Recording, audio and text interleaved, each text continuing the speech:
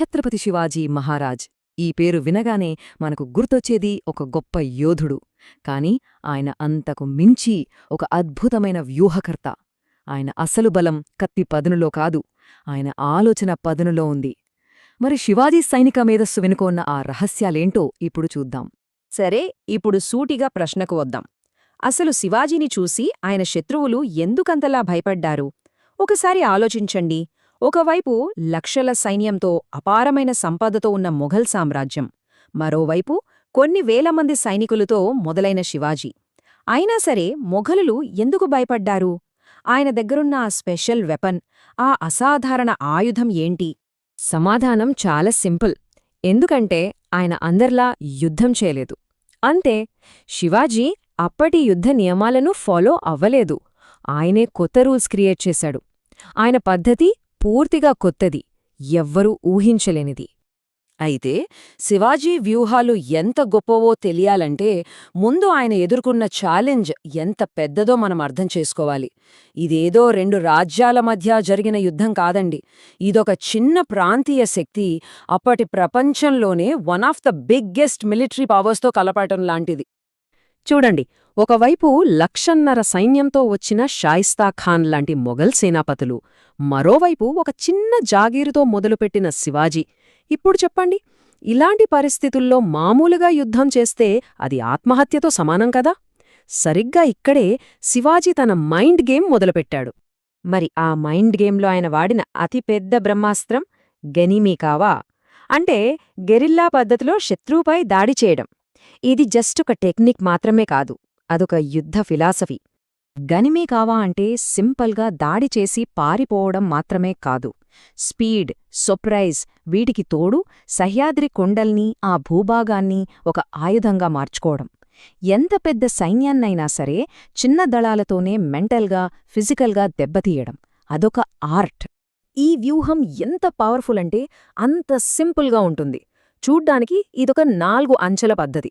Step 1 దాడి చేయి, అంటే శత్రువు అస్సలు ఊహించని టైంలో వాళ్ల వీక్ పాయింట్ మీద మెరుపులా అటాక్ చేసి కన్ఫ్యూజ్ చేయడం.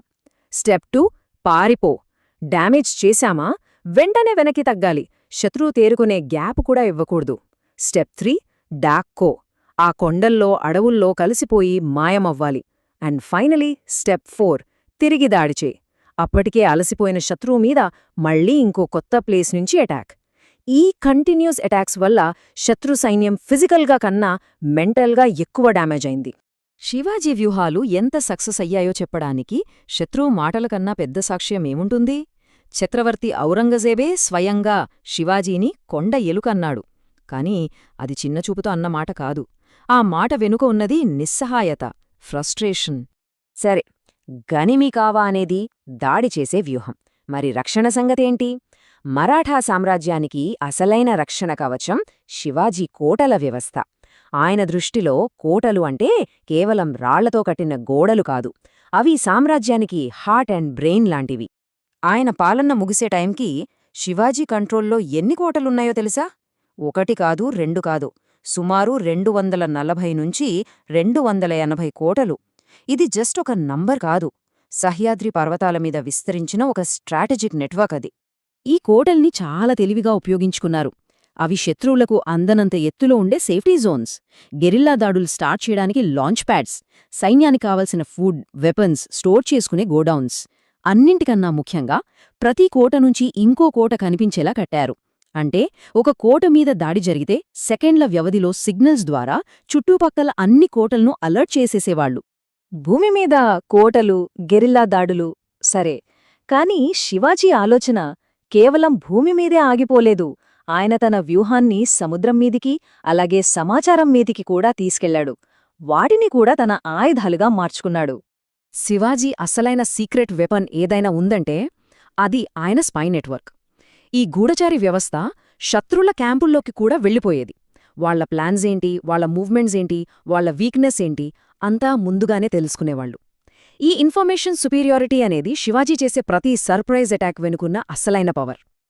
ఇక నేవీ సంగతికొస్తే మరాఠా చరిత్ర ప్రకారం శివాజీ నౌకాదళంలో దాదాపు 400 నౌకలుండేవట.